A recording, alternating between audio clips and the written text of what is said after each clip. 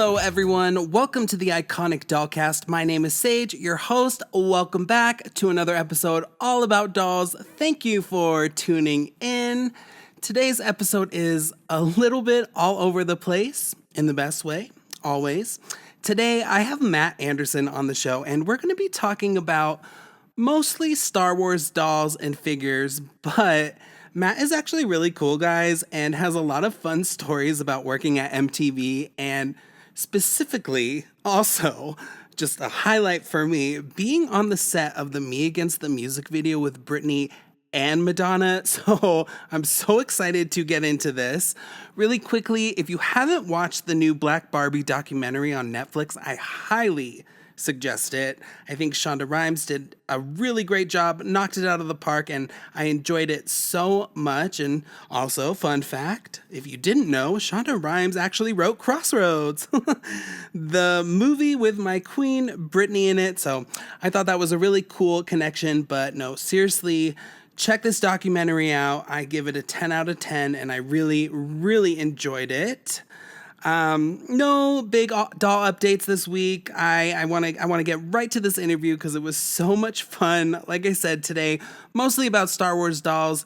I think I've mentioned it a few times, but I'm actually a huge Star Wars fan, especially when it comes to Queen Padme Amidala and Princess Leia.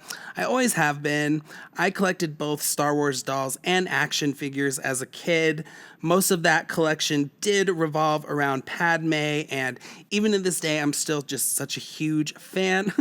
I have read all the Leia and Padme books that elaborate on their stories so many times. I think they're so great. Yes, I know these are for like preteen age kids, but I love them so much. They do such a good job of filling in plot holes and just extending their stories so well. Also, I think pretty soon after I recorded this episode, it was announced that Disney Store was going to release a limited edition Queen Amidala doll for their big May the 4th event this year. So I talked about it in an earlier episode. I had kind of a stressful moment trying to get her, and literally, I said it before, they said this doll is like a limited run of like 3,500.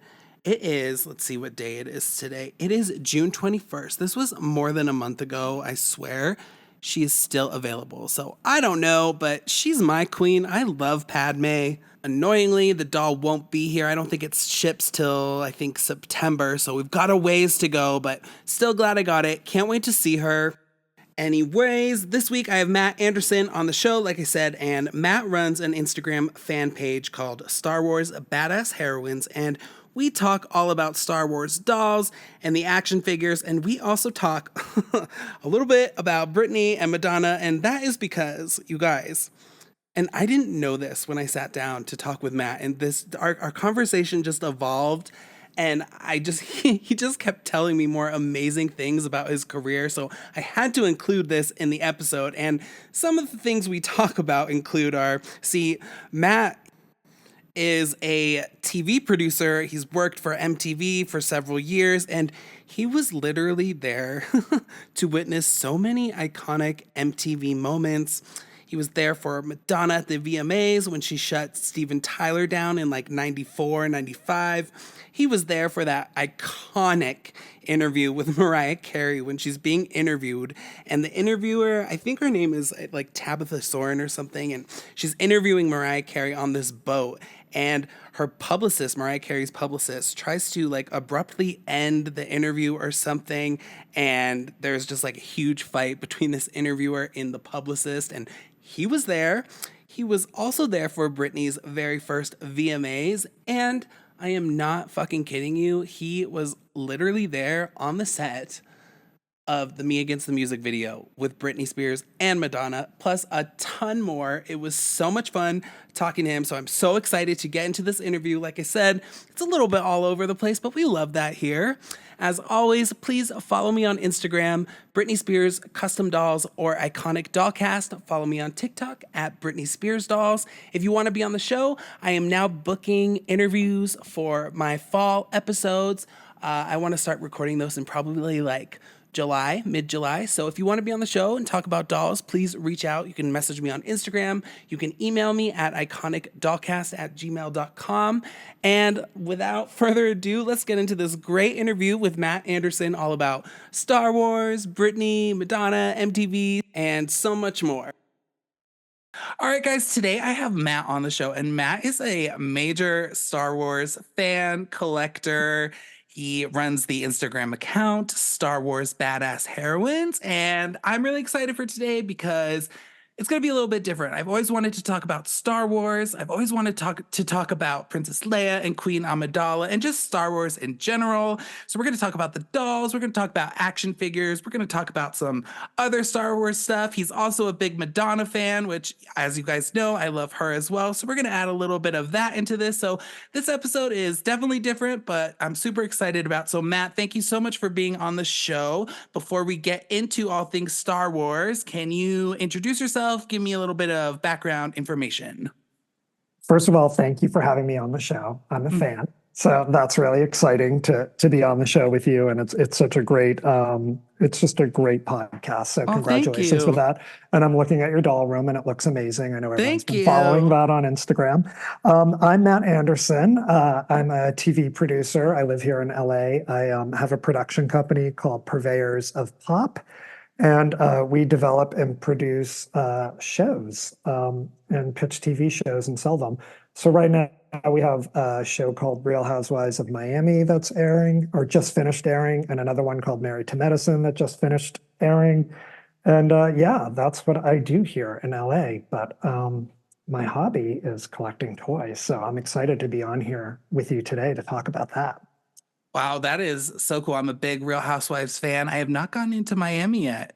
Oh my God, why haven't you? It's so good. You can start at season 4, by the way, like the new seasons when we rebooted. So, and they're not long seasons. You'll be through them in a weekend, you know? Okay, so. I'll put it on my list. I definitely love Beverly Hills in New Jersey, but always open. And it's always fun. I love a good dramatic reality TV show. I didn't know that about you, Sage. I think everyone's learning something new about you today. I know. A Housewives fan. I am. Okay.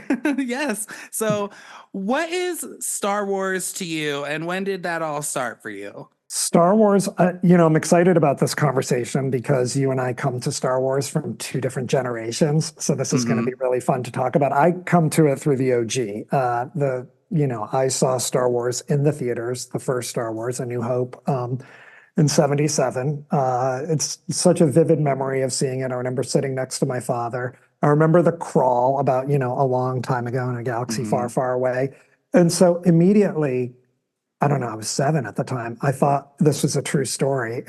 I finished the end. I turned to my dad. I go, that really happened? Like, I was so blown away. And the way that the movie was put together and how real the special effects were, which were revolutionary for the time, you could trick a 7-year-old into thinking all of that actually really happened. It was just so mind-blowing. And it was also, I remember it was during the summer, and I remember hearing kids on the street talk about it and how like there wasn't just one boring minute in the whole movie, and they were drinking blue milk, and it was just the kind of thing, where there was conversation happening and you wanted to be a part of that conversation. So it was like really a cultural moment. And so obsessed with the movie. And then obviously the toys became such a big part of the movie. And that was a little bit of an awkward rollout because the toys didn't really come until like after the Christmas of that summer. So the anticipation for the toys to hit the shelves was like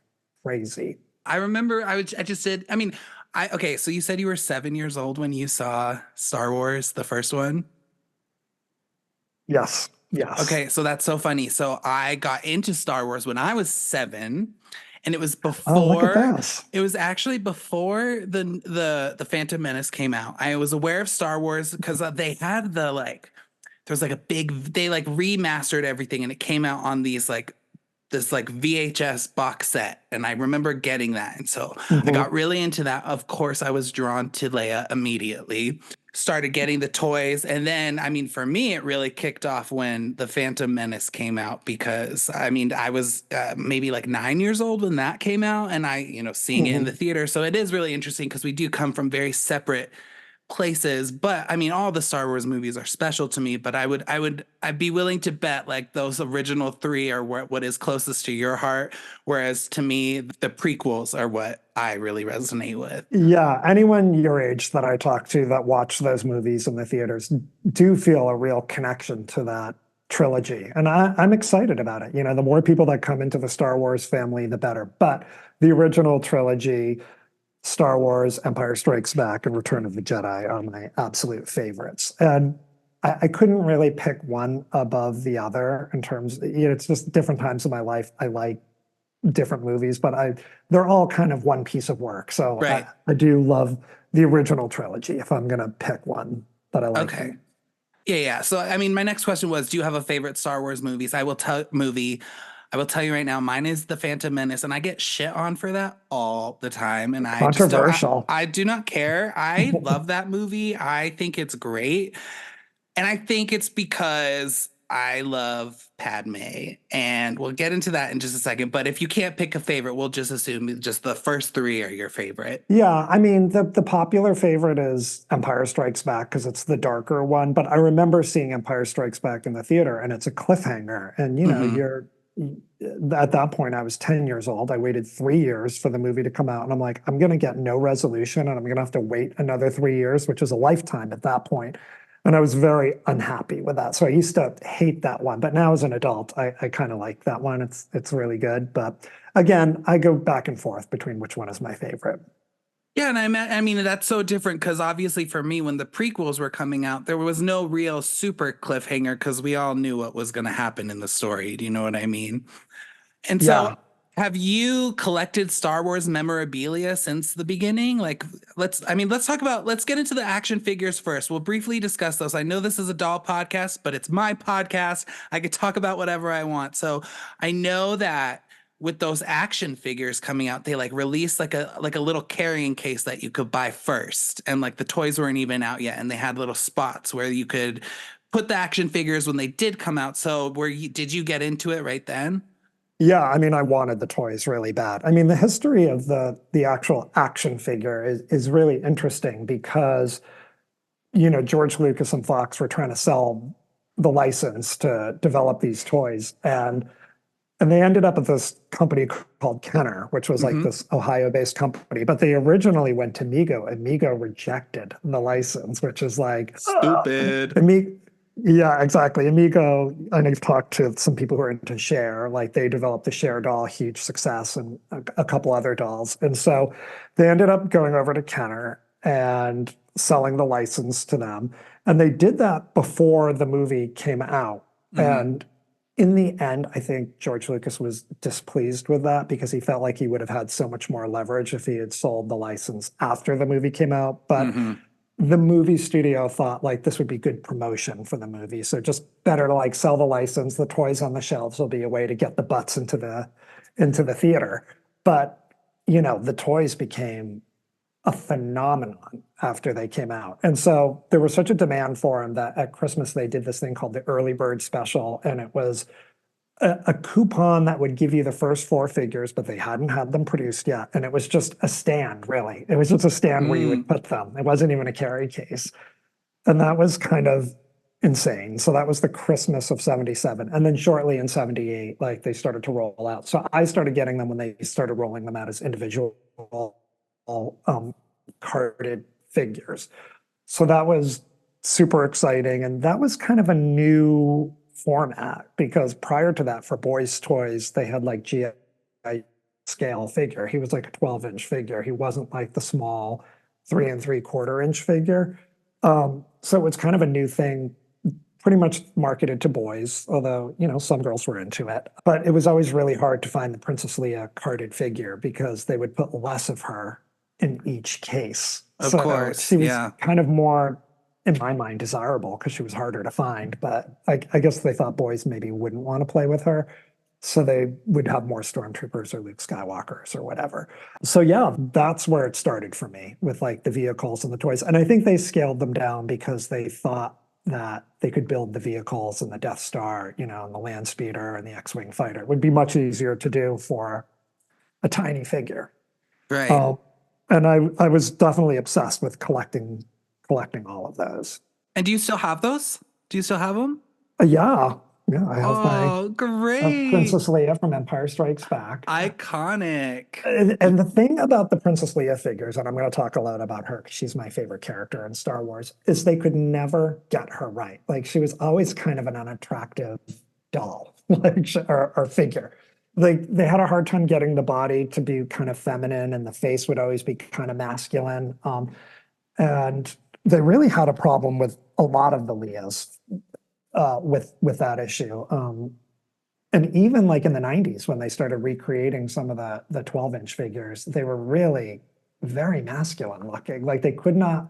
And I was like, why do they do that? Like there's all these beautiful Barbies and other dolls that are, very feminine and they just, I was like, do they make her purposely ugly so boys will buy it so it doesn't look so dull? I mean, I have all these theories about why they would do that. But the one shining light in all of that Kenner line was for me the 12-inch figures, which came in 78. And the Princess Leia 12-inch was a really good, Yeah, her sculpt is good. it's a good Carrie Fisher likeness, like it Yes. looks like her, it's feminine, it looks like her, she's not so harsh. So I did love that particular figure. That was my absolute favorite of all of them.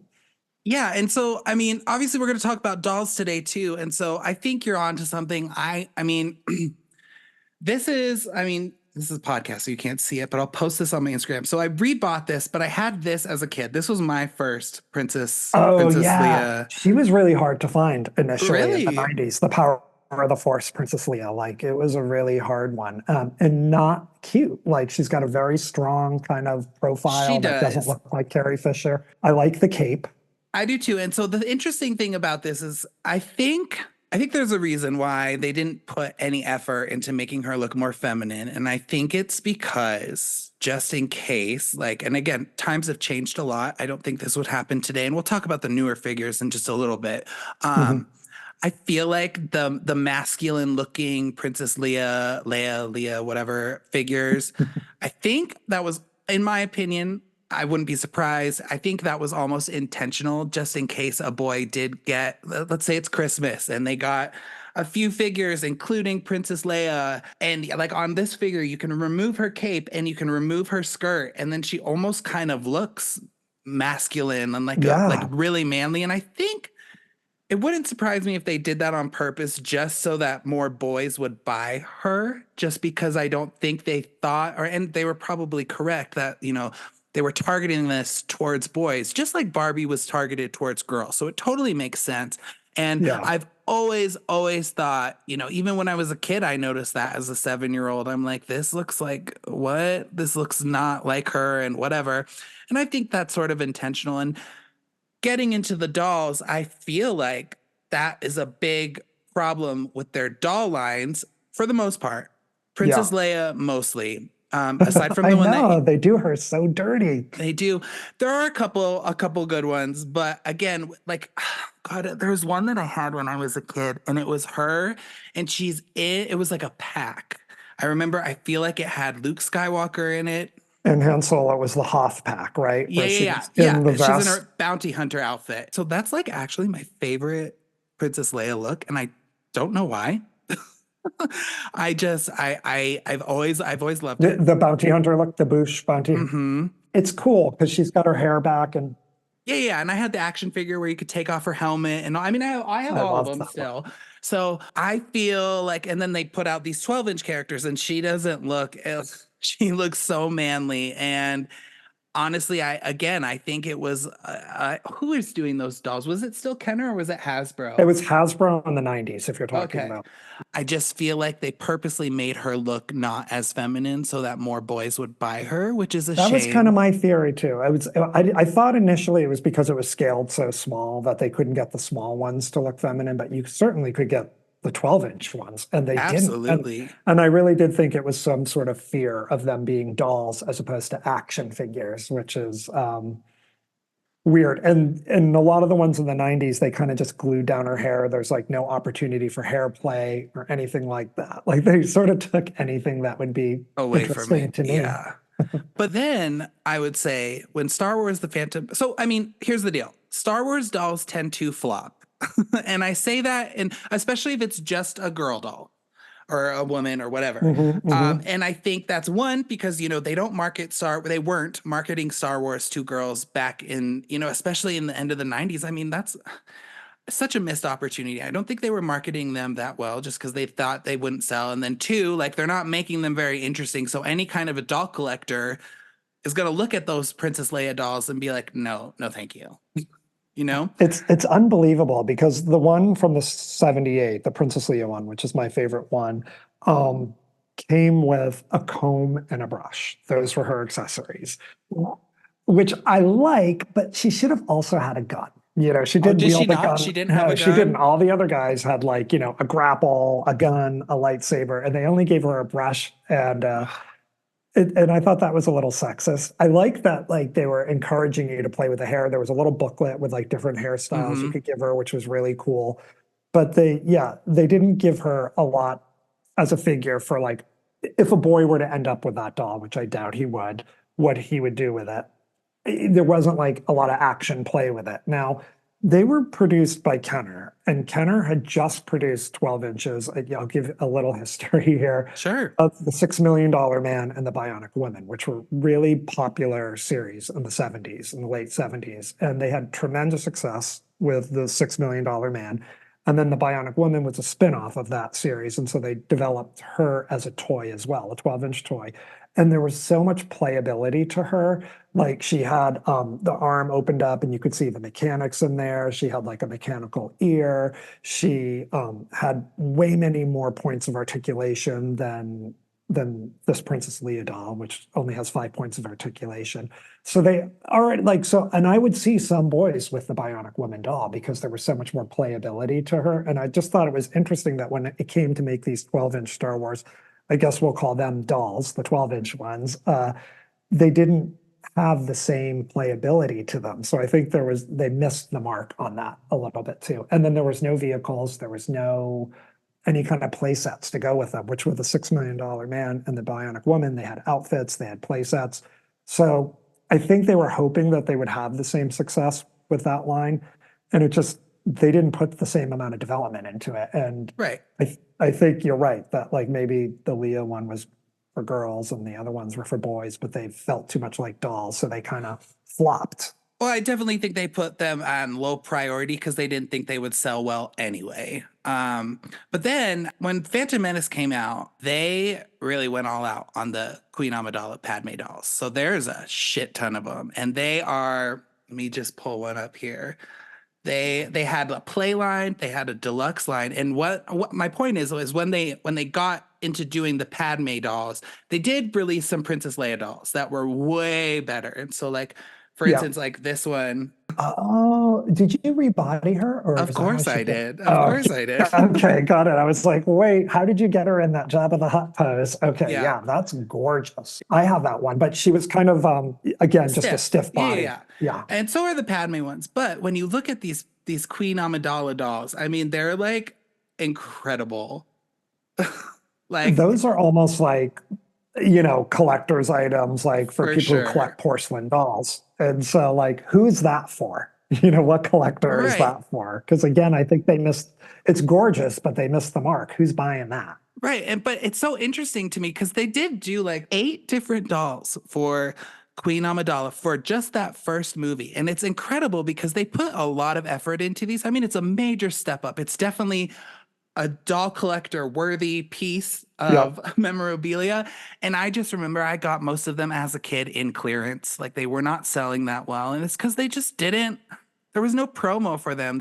And I could kind of understand that with the Leia figures and stuff because they didn't put a lot into those. Obviously we were just talking about how they just threw a sculpt together and it was whatever, low priority. But with these, it really feels like they put in the effort and they still just did not manage to sell. I mean, you can get these dirt cheap, like 5 to like 10 bucks on eBay in I was looking up, 2024. yeah, I was looking at that today because you had mentioned that. I'm like, because it's really hard to find the ones from the 70s mint in box. Yeah, Like, and if you are, it's like $600, $700. So I will never pay that for a doll. I I think don't that's either. my ceiling. But yeah, you can get a lot of the Phantom Menace ones for much cheaper. They totally over merchandise that movie. That was sort of the thing because it was like a big deal to get the license for that movie because everyone's like, oh my God, Star Wars toys. They were such a hit in the 80s and the late 70s.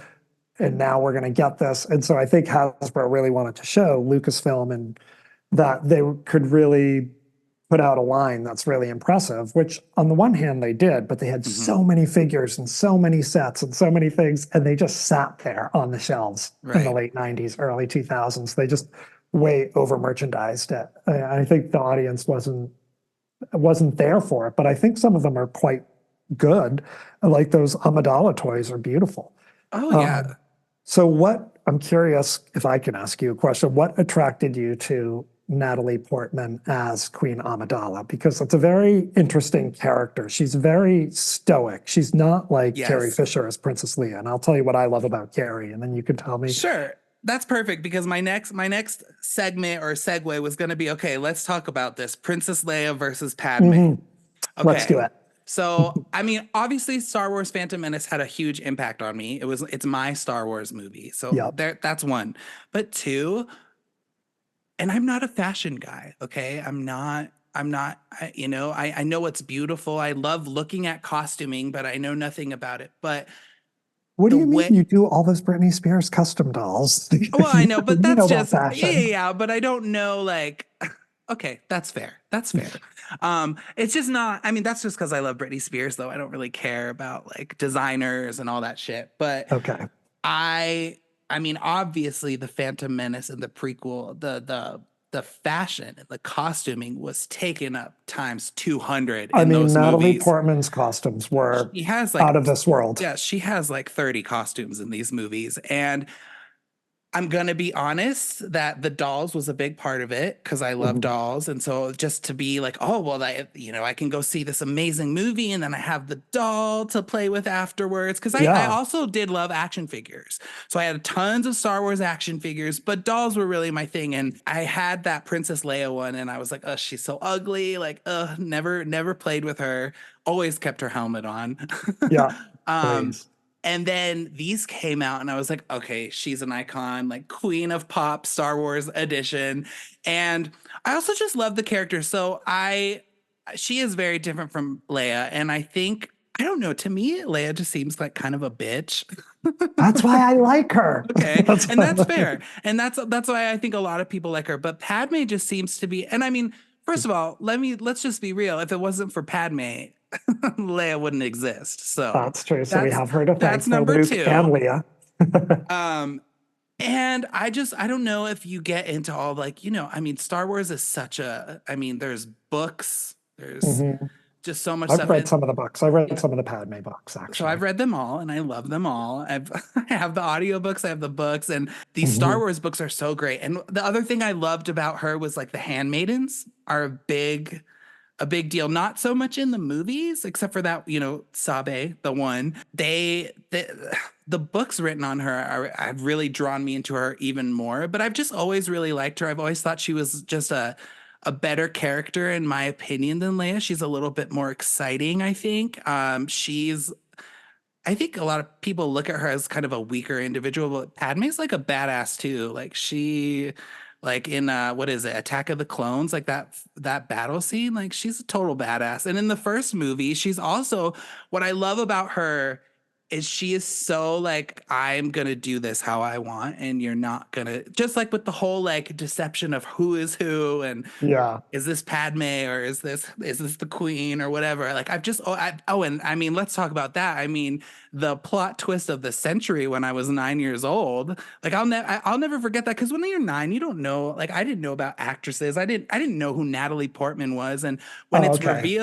when it's revealed, she is the Queen as Padme or whatever. I just was like mind blown. Like best plot twist ever in my opinion from Oh, my that's such a good way childhood. to experience it. I think I read too much about it before it See, came out, so I knew I that didn't. was Yeah. coming. And you're right, that would be exciting. And I did like the decoys. I loved all that. And I loved that doll that they made that was the decoy that she has like the little mask and then she pulls it off. And The hair was really great on her. I Yeah, loved the cape. it's one of my favorites. So it's one of the more basic ones, but I have like six of them just so she can stand with All all her her decoys. handmaidens. So I don't know. I've just always really liked her. I mean, I like Princess Leia too. Let's not, I'm not gonna shade her or anything, but I've just always been a Padme kind of guy.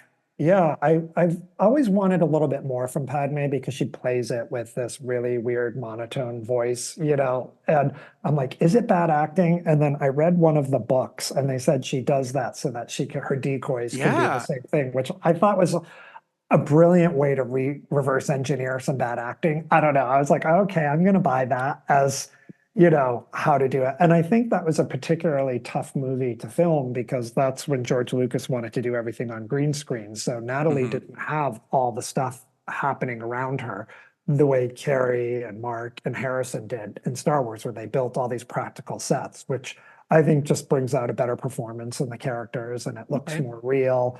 I liked Princess Leia because she was a bitch. Yes, that was part of it. But also you have to understand at that time in the 70s, there weren't really female action heroes Right. at all. Like Hmm. and if they were going to populate a movie, they were someone to be rescued and they were like an accessory to the men and they were like a romantic item and that's it. And now, granted, Leia in the first movie has some of those trappings, like she is trapped, they have to rescue her, but she's so out of the box that once they rescue her, she's grabbing guns, she's like shooting in the wall, throwing them into the trash compactor, making fun of his, bucket of bolts Hmm. spaceship. And I was like, oh wow, this is like a woman who's really kind of has her own opinion and has a voice. And I think some of that sardonic quality in her, and it came out more in the subsequent movies, was Carrie Fisher bringing some of her own persona to the character, which is, I love Carrie Fisher too. I love her writing.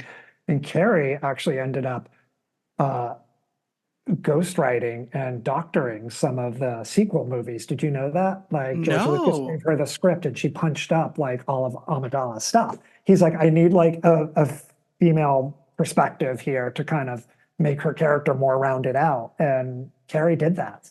So I think that's kind of brilliant that mother is helping mother. Yeah, and I was just gonna say, how Leia is very opinionated and she's a really strong personality. I would say Padme is too. It's different. The way It's it different. comes, the way they project that is different, but they're very similar too, which is, I mean, Mhm. duh, mother and daughter, whatever. But no, I did not know that, so that makes sense because there's definitely a lot of Leia in here, like especially like when they go. Also, oh, I forgot. If anyone's not seen Star Wars, everything has been spoiled for you, and it's Yeah. it's going to be. I'll put something in the intro or something, but it. Like the scene, like where they have to go save Obi-Wan, and she's like, "No, we're going." Like you have no Yeah. choice, Yeah. Yeah. and Yeah. I felt like that was very Leia. So I do feel like they're very similar, but they project their personality in a very different way. They do. I mean, and maybe they're kind of two sides of the same coin, Yeah, and we which love would the make same thing, sense. you Yeah, know. yeah, But I have to say that Princess Leia was a very different character for that time that populated a movie, and I loved her for that because I'd never seen anything like that in a female character. But I was always well, I shouldn't say that. Like Wonder Woman, the yeah. 70s Hmm. TV series, Bionic Woman. Like I always liked kind of a strong butch like female character. Like she had to kind of have a little something to her.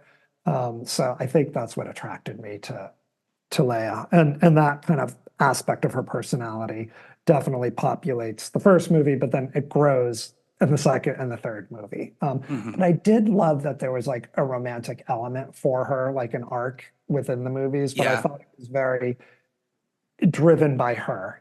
She wasn't kind of an accessory to Han Solo. Like she kind of ultimately decides to choose him.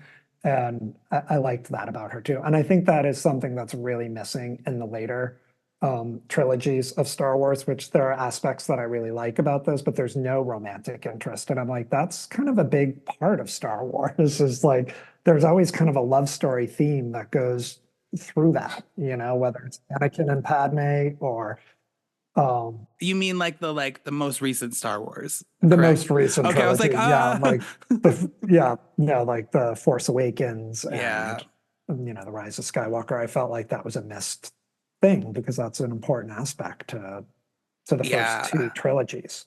For sure. I am not I don't hate the newer movies, I don't either. but I don't love them. They're definitely exciting. They're definitely interesting. I've definitely seen them multiple times. But yeah, that is Same, definitely same, missing. same. And like I feel like the female lead, Ray, I feel like she's lacking in a lot of areas for me. Yeah, I want to love her. And Me what I too. loved was Rogue One. Like, I loved Yeah. Jin. Like, I thought she was a really well thought out female character. She had some gravitas to her. And you felt like maybe there could have been something between her and Andor. Hmm. But she's just great. I actually really love Jin. She's like Jin Urso. yeah, she's like my other Icon. favorite badass heroine. And I like that she only exists within that one movie, and so the character hasn't been exploited in a million different ways. Right. So, and she has a doll. You just showed it. So, like, I do appreciate that. I mean, in Star Wars She's got like land, there's very few female leads. I mean, compared to the rest. And I do appreciate that in the recent years. They're all getting their little moments as dolls, figures, whatever you want to call mhm. them. I know Ahsoka is a big, I She's a big enjoy one. I feel like she's one that the dudes like. You know for what I mean? sure. Like the For straight sure. dudes. For sure. Like she doesn't speak to me in the same way that like maybe a Padme or a Leia would, or even a Jin, but I get why she's a cool character, but like she doesn't speak to me in that Me way. either. Sabine doesn't speak to me in that way. And there have been many women that they've started introducing, which I think is good, but I just don't think the characters are that well developed. Like maybe Mon Mothma and like some of the newer series is kind of developed out, and I'm intrigued by her. Hmm. Yeah, it's just, I mean, it is interesting how much that has, because yeah, it is totally missing from those. A lot of what makes Leia and Padme super special. Like to me, like Ahsoka's cool, but she's just very cold, and Mhm, so is Sabine. And I just feel like, and like I guess going back to Padme and Leia, like one thing that I really enjoy about Padme is she's a lot more warm than Leia is. I guess mhm. she's because she's got. I mean, they're both got great hearts and their minds are in the right places. But Padme is she's a mother figure, which duh, you know. But it's interesting. But Well, I her mean, kids turned out better than yeah, Leia's, as it turns out. yeah. So we have Uh, her to thank for that. like I said, they're all getting dolls now, and I would love to see them bring back. Like I did see that Disney did a big 17-inch Leia doll. Did you see that one ever? It was a couple years ago. Oh Oh, yeah. And wait, I what think one is it that? was at their like it was very limited. You could only get it at I think don't quote me, Disney people, don't kill Like me. a D23 or something like Yeah. that. And she was really nice. I'd love to see one of Queen Amidala again. I'd love well, but also I've been seeing I just was at Target the other day and they had like you know how they're doing like those retro figures to look like the Kenner figures in the Yeah, 70s. They have a set of Phantom Menace ones out they just now. came out. Yeah. Yeah, and there's a Queen Amidala. I didn't Were pick you it up, but I'm tempted? going to. I was so tempted. I love some of the Black Series Star Wars because they have Me too. the soft goods. Oh, look, we have the same one right there. I like the soft goods dress and all of that. She is going back to figures and female figures. She still looks pretty hard. I have them all.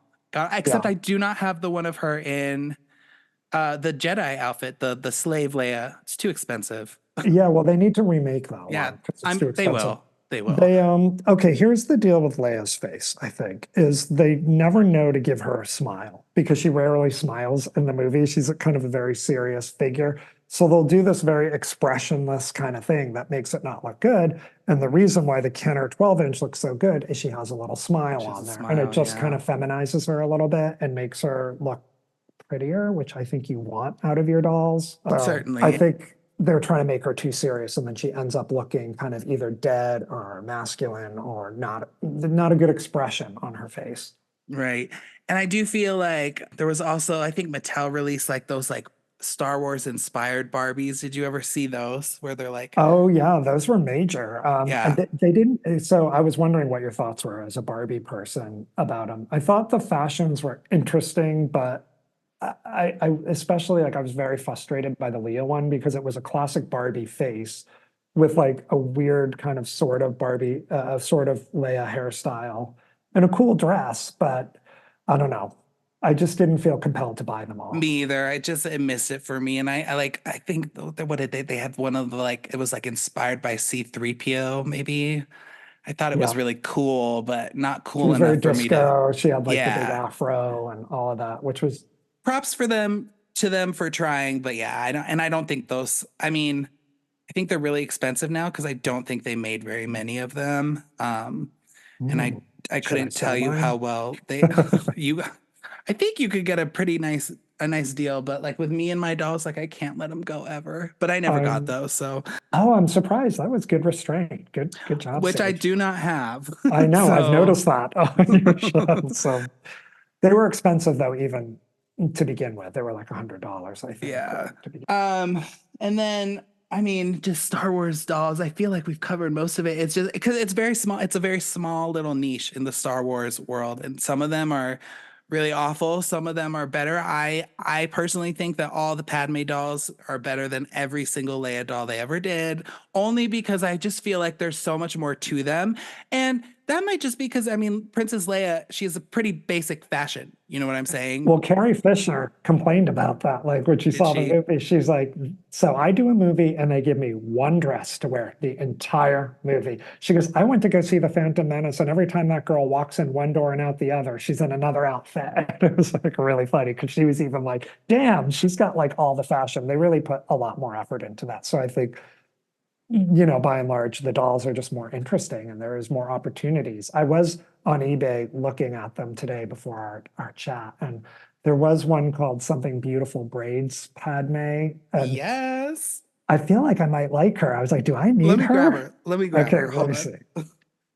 So describe her for our audience, because I feel like they don't even know like what we're talking about, Oh, right? it's Like, fine. okay. Um, I was like, we've gone really deep down the rabbit hole and now. that's how it works here. So I don't know if Okay. you saw the video of my doll room, but I have a whole. Let me see if I can. I saw your Star Wars Yeah, corner. yeah. I stopped on it. I have a whole corner. So I'll just post that with the Oh, good. and I'll do some comparisons of action figures back in the day and whatever. But yeah, this one is also one of my favorites. Is this I what you're love the talking about? hair. Yeah, it's great. Look, for me, for a doll, the hair play is always really important. I don't know, like that to me is just a key component to a doll in my mind, like hair play. It is. And this is from when I was a kid. And I honestly took pretty good care of her. But I do have a couple of just like nude Padme dolls that I found at thrift stores. And I definitely one day, I just have not gotten to it. And I'm not going to get into it till I know I have like a full free 2 weeks to just work on a Queen Amidala or Padme custom, but I'm gonna do one eventually. I have the parts, it's all Ooh. ready to go. I just haven't decided which way I'm gonna go. I can't really do anything from the first movie. I think there's a couple that they didn't do for the I mean, dolls. what about the gorgeous one by the lake, in Lake Como? The Like like that's such rainbow a, one. oh, Yeah. I thought she was so beautiful in that scene. I love the one she's in like a God, I'd have to look at it. It's like a again, because I don't know about fashion really. I don't know what I'm doing. It's like a leather top almost, and she's got like a little headband. It's when Anakin floats the apple. Oh yeah, yeah, yeah, yeah. Oh Yeah. yeah, that's a Yeah. gorgeous look Or too. I really like her last outfit in the first movie, the big white and it's like pink white. It just do you know what I'm talking about? Yep, Yeah. yep, So yep. one day I'm gonna do something like that. Yeah, I Just feel for like myself. I'm so limited with Leah because she had, I always call her Leah instead of Leia, but they also say her name differently in the movie too, They which is do, so yeah. funny. And George Lucas's excuse was like Han Han. It's like when you go to a different country, people pronounce things differently. They're good at covering up those plot holes, yeah. So then I have to do like customs and kit bashes to kind of make Oh. it. Isn't that pretty? So this woman over at Tiny Ribbon Studio did the hair reroute on Leia for me. But this is a bionic woman dress, but she kind of looks otherworldly because it's the only one that fits her. This was the other problem with the Kenner Princess Leia from the 70s, is she didn't fit into any Barbie clothes, And any she's girl bigger, clothes. right? She's a little bit bigger. And so I think that's what also made little girls not want to play with her because she didn't integrate with their Yep. other toys. And I would bring them over to my girlfriend's house And they'd be like, bring your Han and Luke because they were really cute sculpts and they thought he was cuter for their Barbies to date, that Han and Hmm. Luke were cuter than Ken. And then I would bring Leah over and they'd be like, she's kind of big. And poor Leah would have to sit over in the corner because she didn't integrate with Barbie. Well, that is one of the biggest mistakes that any kind of toy company can make is when they scale their dolls. If a Hmm. company that is not necessarily known for making dolls decides to put one out, that is one of the biggest mistakes you can make because parents also just are not going to buy that because they don't want to have to buy a bunch of different clothes for this one doll. And so, like, when they put out Spice Girls and Britney, they kept them to the Barbie scale, and that's so smart because they can be in anything. But I too have a few dolls that are too big, and it just like Gem and the Holograms is a perfect example of Oh, why yeah. that flopped and Barbie and the Rockers succeeded because you couldn't buy like Gem and the Holograms wasn't going to fit into any of Barbie's clothes. That was a good episode you did, by the way. Oh, I thanks. enjoyed Yeah, that one of my one. favorites. Yeah. So, what would you? I'm assuming that first Princess Leia doll you showed, that's your favorite one. This is my favorite. And actually, this one that I had rerouted is actually my original from the 70s. Like, I can't Oh, believe I like kept her. And then I went through the process of sending her away and having someone scalp her and put new hair in. That was a risk. And it is thank you, worth Tiny it Rivers. though. That did well. So that will always have like a special place in my heart because, I was so young when I got it. It was my first toy. My mom allowed me to get a doll, which, this is a common theme among men that I notice you interview on the show. Like, when did you get your first doll and how did you have to do some convincing to do it. But I think because it was part of the Star Wars franchise, it would make sense that I would want all the Right. toys. But my mother's thing was she wanted me to play with dolls that were powerful or did something. So she would let me have the Bionic Woman. She would let me have Wonder Woman. She would let me have Princess Leia. But she didn't want me to have Barbie because she felt like she was just too domesticated, I think. But maybe that was just sort of her own way of sort of rationalizing me playing with dolls. But it sent a good message to me, I have to say, because I did like, to me, to this day, dolls that are interesting are ones that have like a good backstory, that Hmm. have a strong character. And I know you've talked a lot about this in the podcast about those dolls or cartoons that were sort of developed simultaneously. I think that's a brilliant way Oh yeah. to make a toy because part of the psychology is like that it has this whole backstory to it. Mhm. So yeah, that Leah is my favorite. And so anytime they make a new Leah figure doll, I'll do it. And so when they did the Forces of Destiny ones, I really like them. I also had her. She's fabulous, isn't she? So I just always have to undo the hair as soon as I get it. It's just like a compulsion. I have to do it, wash it No, out. I That's get what made it. the Spice Girls dolls so frustrating because their hair was Oh so glued to their head. And I'm God, like, but I want to play with it. it's so bad. Spice Girl dolls. Oh my God. A few months back, because I had tons of, if you listen to the show, I had tons of Spice Girl dolls, and I had them all in just a bin, and I was like, well, this is sad. And so I was like, Yeah. all right, I have all the skills, I have all the tools. Like, I'm not going to reroute these, but I am going to recondition them and get all this crap out of their hair. And I spent like 2 weeks reconditioning like all this stuff, and it's still their hair sucks. Because they use like super glue in their hair. Yeah, you really have to like get it out. I did a pretty good job with Scary and Jerry and Baby, you have to kind of keep it really shellac because the bangs start to like stick Yep. up and look crazy. Yeah. Do you have a favorite? I mean, aside from that doll in her costume, is that your favorite Princess Leia look? Um, no. The traditional white gown is not my favorite look. I actually like the Hoth sort of I like them when they're a little more actiony and butch. Okay. Like I can put them into an adventurous situation. So I think this one was my favorite. And then the other one that I love that they never really produced until recently is the Endor Leah when like her hair is all out and kind of Mm-hmm. kinky and beautiful and she's wearing that kind of hippie dress. And Yep. because as a kid, I was always so curious about how long her hair really was, because it was always up in a bun Right. or kind of braided around her head. And I think they did that for the special effects because everything was against green screen and everything. And once your hair is kind of blowing around, at the time, the technology just couldn't handle that. Mm-hmm. So I was like so relieved when the hair was finally free. I'm like, oh, it's down to her waist and she's so beautiful. So I Mm-hmm. liked the Ewok one and the Hoth one. Nice. And I told you I love it when she's the bounty hunter. I have no explanation for that. I just, It was a cool action figure because it had the helmet and yeah. I all of think that. probably And it because I was, had that when I was a kid. It's just always been one that I've loved. So on the Star Wars front, I think we've covered this. I feel like two icons, Padme and Leia. I we're going to love vote them as the leading females in the 100%. in the franchise, I would say. Even though there are many others that they're trying to introduce, I still think Padme and Leia will always reign supreme. Always. And I love them. I love the books. I love the extra stories. I read them all. I've read the Leia book. I loved the Obi-Wan series even when Leia's a little kid. Oh my God, I know that was so I cute. was so pissed off that it was only like 8 episodes. I didn't know that. And so when it just ended, I was like, what? I was just got invested in this. I know. I wonder if they're going to try to do a second season. It's probably going to be tough with Ewan because he's a movie actor, but it would be great if they gave that one another chance. I don't Yeah, think it was as popular as like The Mandalorian, but no. I would see it again. Me too. I loved it. I watched it a couple times. I thought it was great. So yeah, Star Wars, amazing. I've always wanted to talk about this just because and it's hard in doll world to find someone who is I also want to do Power Rangers. I'd love to talk to someone about Oh, Batman wait a toys. minute. I didn't show, like, did I show you that I'm repping Padme too? Yes. Okay, did you got her rerouted? No, no, Did you? this is Oh, actually that's her her real hair? hair. Her hair is Wow. gorge from the Wow. Forces of Destiny line. I do not have that one. Why So don't you have this one? And it comes with like a helmet. I know And she's expensive. is she expensive She now? is. She is. I think this is actually a really good Yeah, Padme it's a great doll. face mold. I've always wanted it. I just haven't got there yet. It's the only Padme doll I do not see. I don't. She's not even coming up.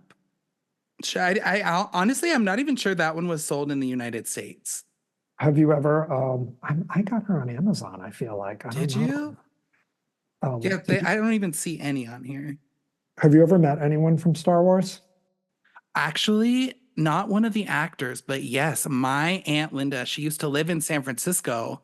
Ooh. And so she lived pretty close to Skywalker Ranch. And her neighbor was one, I don't remember his name. I'd have to get my little memory book out, but he's one of the producers on the Phantom Menace. And I met him just because he was a neighbor. And I told him, my aunt was like, oh, he loves Star Wars.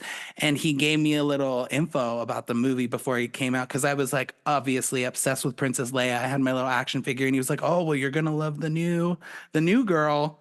And he was Hmm. so right, but He was never an so right. actor. So you have though. I have, yeah. When I was working for MTV as a producer, I got to produce a Star Wars movie special for the special editions that came out 20 years after the original. So this would have been like 97. And The VHS ones. So yeah, that's what I had. Yeah. yes, exactly. And so I got to fly to Skywalker Ranch. I got to go to Skywalker Ranch. I interviewed George Lucas. I got to see the archive warehouse where they have all the miniatures for. And I just kept like pointing at everything. I go, that's not the real Death Star. That's not the real. And they're like, you're at Skywalker Ranch. Yes, that's everything you're seeing is the Yeah. real thing. And my audio guy had his boom and he hit the Death Star with his boom because he was like trying to like mic the archivist. And I was like, oh God, please do not knock over one of these miniatures. But anyway, yeah, that was like a pinch me moment. And then I got to interview Mark Hamill and I got to interview Harrison Ford, which was all very exciting. But by the time I'd finished that, Carrie hadn't agreed to an interview yet. And then she agreed, and I'd already gone back to New York, which is where I was living at the time. So I had to send another producer to do her. So I didn't get to interview Oh, her, which is like a bummer. But I got to do everyone else. So that was exciting. amazing. Mark Hamill is so cool. I just not recently, but in the last 10 years, I realized that he's the Joker on the Batman animated series. Oh, yes. I had no idea. No idea. And Look like at all these Star Wars things just I living in the know world. that sucks because I mean, obviously you probably wanted to interview her the most. I did. That was like kind of a bummer. I met her once very briefly at the Bill Clinton inauguration because I was working at MTV at the time and we were doing all the political coverage. And so when he got inaugurated, like the MTV party was the party to go to, and there were all these celebrities there. And my roommate, who I also worked with, she's like, Matt, Carrie fucking Fisher is here. And I'm like, where is she? And she'd already like talked to her 3 times because she was a little tipsy. And like Carrie saw her coming, like, oh God, here comes this girl again. But then it was like, I want to introduce you to Matt. And so I got to at least meet her, which was incredible. I imagine working at, oh my God, have you met Britney Spears? Sage, I have met Britney Spears Ah! multiple times. I produced the making the video for Me Against the Music with Oh my Britney God, so you and met Madonna Madonna. too? Shut Yes. the fuck up. Okay, well, we're moving on. Okay, we're moving into Madonna, guys. Hope you enjoyed that little Star Wars segment, but this is far more important. I'm just kidding. But okay, tell me everything. Okay, so Me Against the Music was shot in Queens, New York, which in Hmm. the same studios that Sex and the City were filmed at. And it was a 2-day shoot, I think. Yeah, it was a 2-day shoot. Madonna and Britney, Madonna only did 1 day, Britney did both days. It was choreographed by Columbus Short, which there were all these rumors that, she was, dating him at the time or having an affair. Um, but I didn't witness any of that. But Brittany was like so nice because I had actually interviewed her a couple times even prior to that, and I can tell you about those if you want to hear. But you know, you see celebrities and you don't see them for 6 or 7 months or whatever. They get the amnesia real quick. They meet so many Oh yeah. people, and I'm like, "Hi, Brittany." She's like, "I know who you are. You interview me all the time." And she like knew me, and I was in her trailer, and she's like, "Oh, do you like this shot? Hold on, let me get some flowers." And she started like art directing her own interview shot. There was like no one else in the trailer with me, and she just wanted to make it look pretty and good. And like she and I just wanted to talk about Madonna the whole time. She's like, "Can you believe Madonna's here? Like, I'm dying. It's the queen. Have you talked to her yet?" She was so exactly how you would think she was. And then that choreography was like out of control for Me Against the Music. And she was like hitting it like over again. It was just like an incredible thing.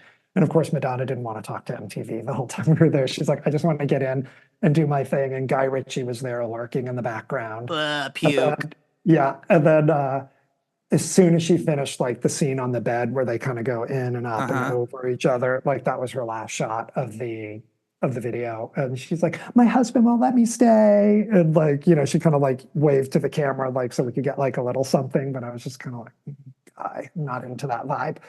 So at that point, I didn't get a lot of interaction with Madonna. I did meet her a couple other times after that, but Brittany, I did that with her. I shopped for outfits for her first VMA together. Brittany, What? Serena Alchu, and me. We went to like 3 different stores The because one like she's wearing like fur over her boobies.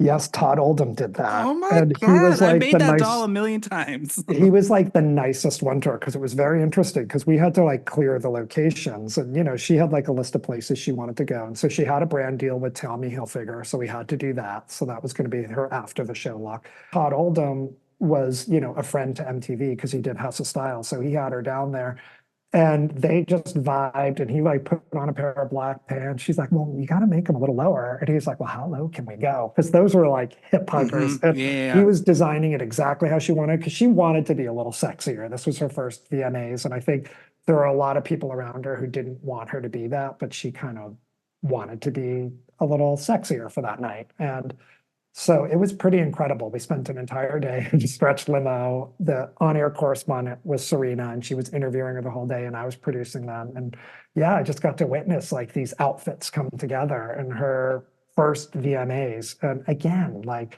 just so nice. And interestingly, at that point in her career, I did feel like she wasn't looked after enough, Hmm. which is odd because then there was so much control on her and the parents and everything. And at that point, I always felt like, hmm, girl is not even 18 and she's like in a car with me driving around Manhattan. And like, obviously I'm going to be responsible and not do anything, but I don't know if I'm on the parents on the outside. There's this like 28-year-old guy driving around with her and, watching her get changed and all of that. And the same thing, we did a piece with her where she was going to watch the Grammys, and it was like, oh, I'm having a pajama party with my girlfriends. Again, this was like right after the first album had been to #1. I went down to Johnny Wright's house in Orlando.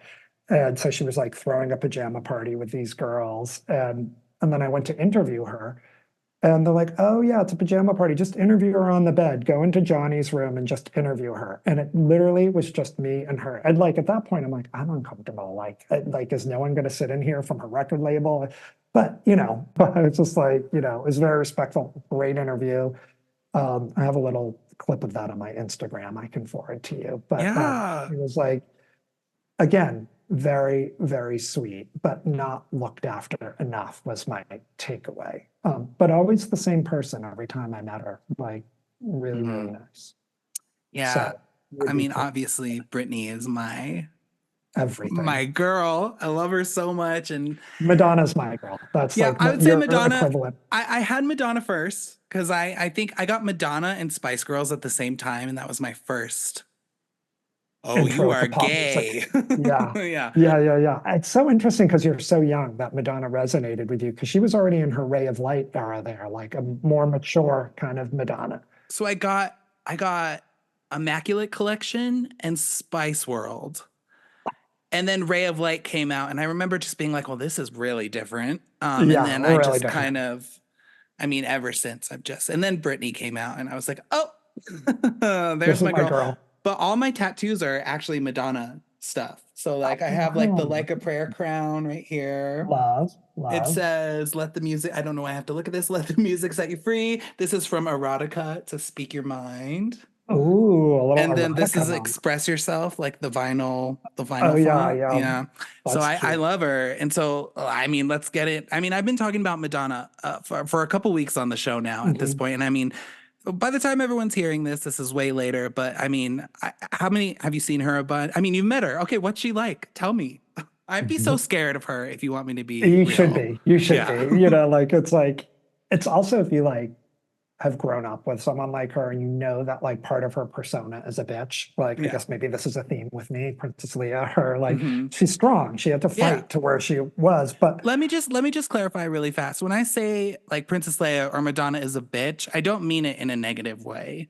Like she is who she she's is. Like hard. it's a term of endearment, as Brittany Jean would say. Oh my God. And there's a Rolling Stone interview where Carrie Fisher interviewed Madonna. And that was like Really? another thing where I'm like, oh my God, these are like my worlds coming together. But Madonna is, she's hard. She's a fighter and she's been in the by the time I was working at MTV, which was in the 90s, she'd already been a superstar for like 5 or 6 years. So the first time, and it took me a long time before I even got to meet her, like when I was in the MTV world, because there was another producer ahead of me, also a gay guy, who would always get the shoots assigned to him. And I'm like, oh God, he's like in my way because he had more seniority than me. Hmm. So I would get everything else that wasn't Madonna, which was also like a really good trade-off because I ended up getting to interview Mariah and Whitney and Britney and Christina. I would take all the other girls.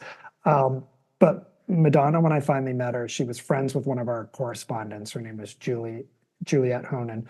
And Madonna was coming to the Video Music Awards during the Bedtime Stories era, and she was presenting Video of the Year. And she ended up presenting it to Aerosmith, and they have like a funny tete-a-tete there. Yes, I know it. I know. The whole And masturbating thing, right? exactly. And she wanted to rehearse her presenting because this is so Madonna. Like she couldn't Hmm. just show up to the award show and like walk on stage and present an award. She wanted to know where her dressing room was. She wanted to know where the path was. She wanted to know what the podium was.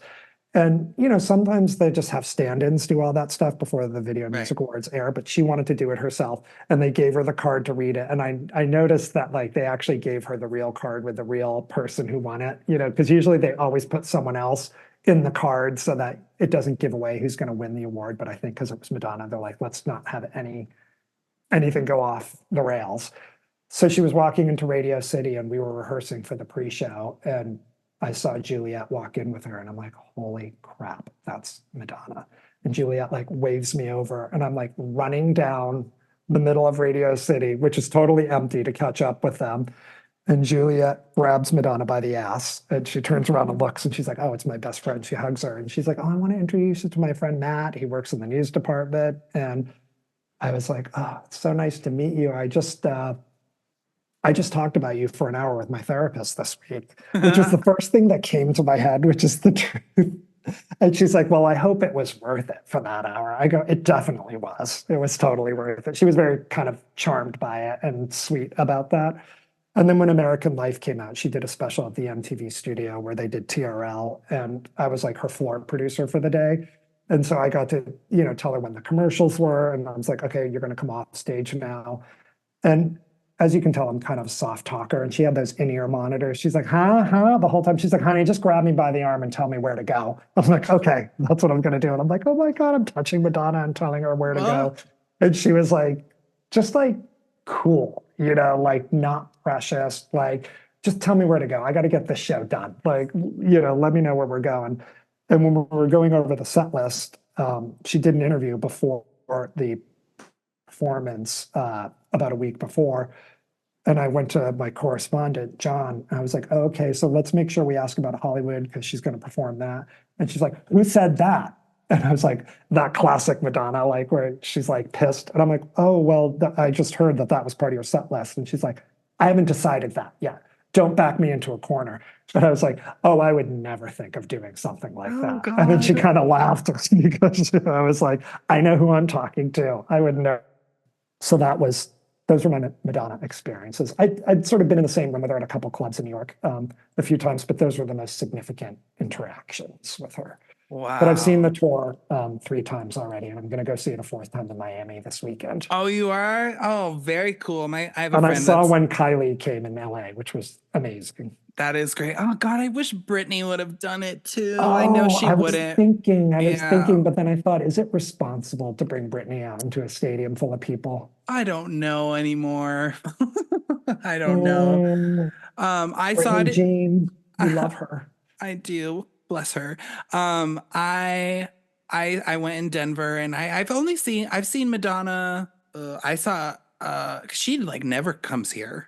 I think she doesn't do like the second cities. She only does like the major markets. But I think for this tour, she's like, I'm going to sweep everywhere because this might be it.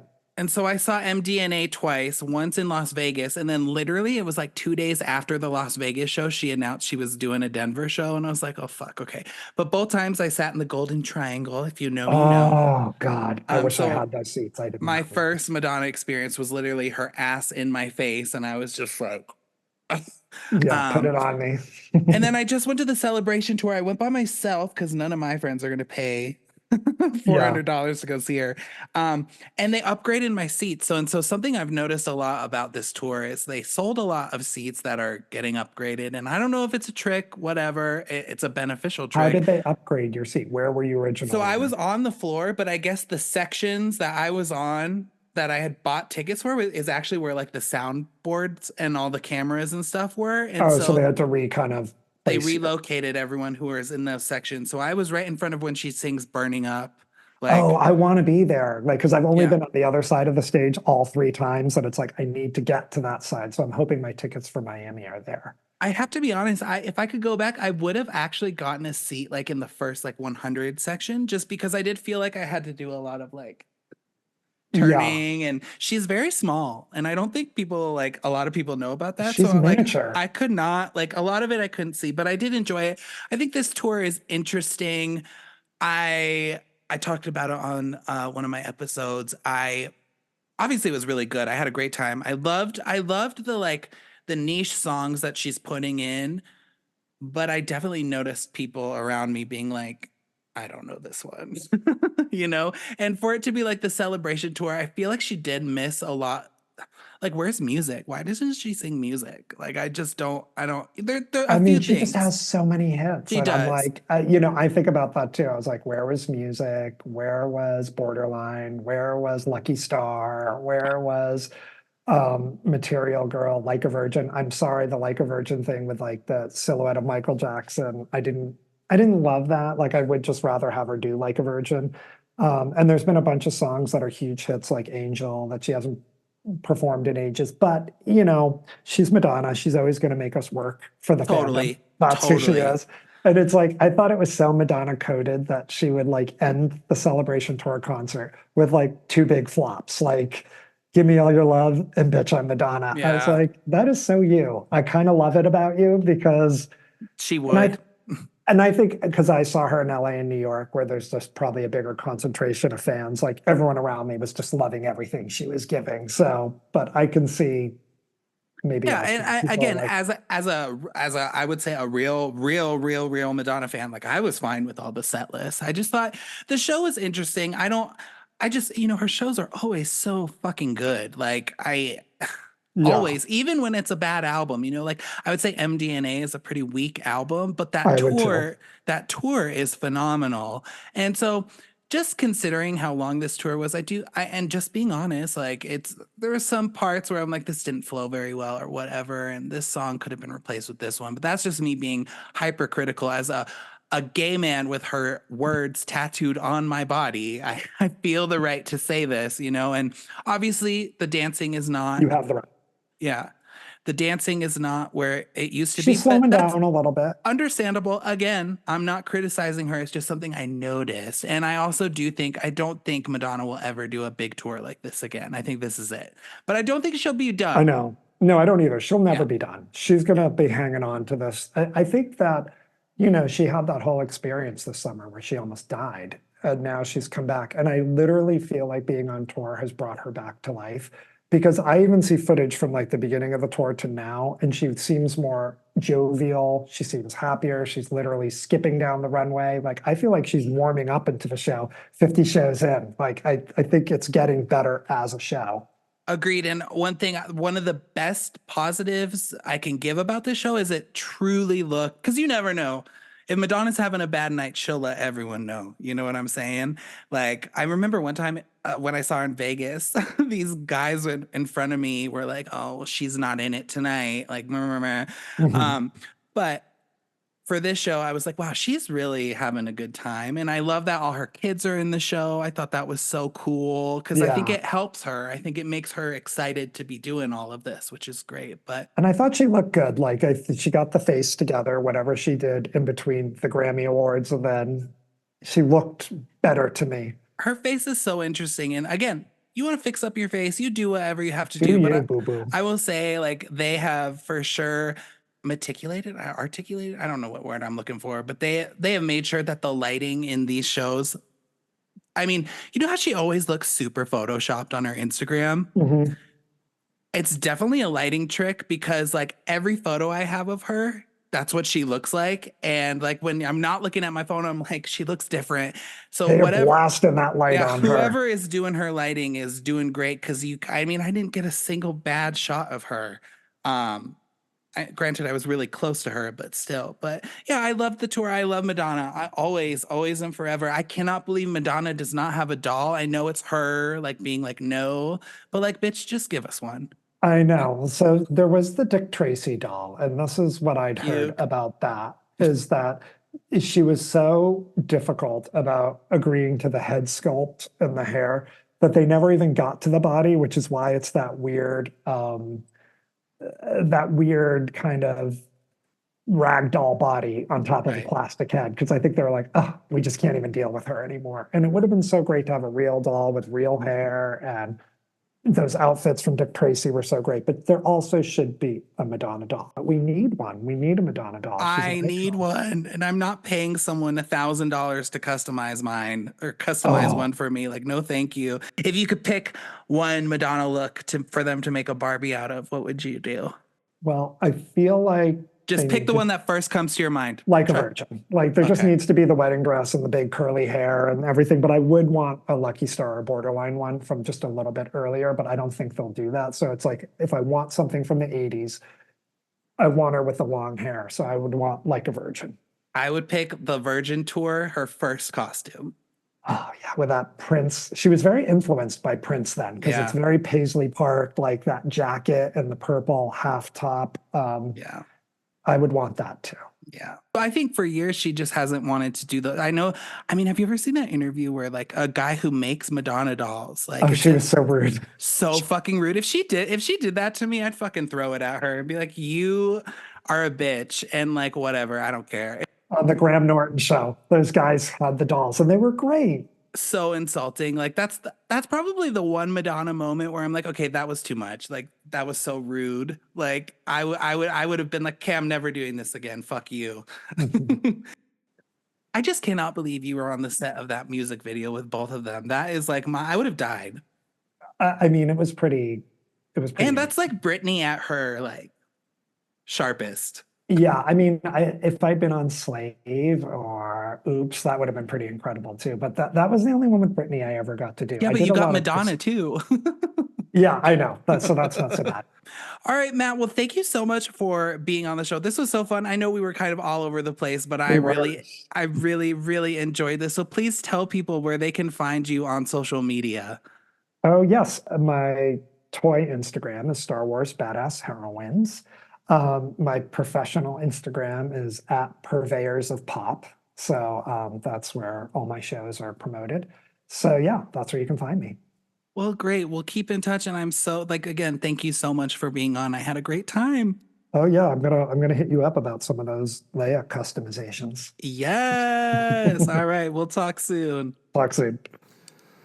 Okay. Oh my gosh. Wow. That was so much fun. You guys, like I said in the beginning, I did not know all of this cool stuff about Matt when I sat down to interview him about Star Wars. And like I said, our conversation just started evolving, and he is just so cool. What an amazing career and job to have. And also, so much fun to find another person who gets into Star Wars dolls. I definitely think it's more of a niche area in the doll collecting world. So that was really cool. Matt, thank you so much for being on the show. I really appreciate it. Again, all over the place, but I had to include that. Just it was so much fun to talk about. So very cool.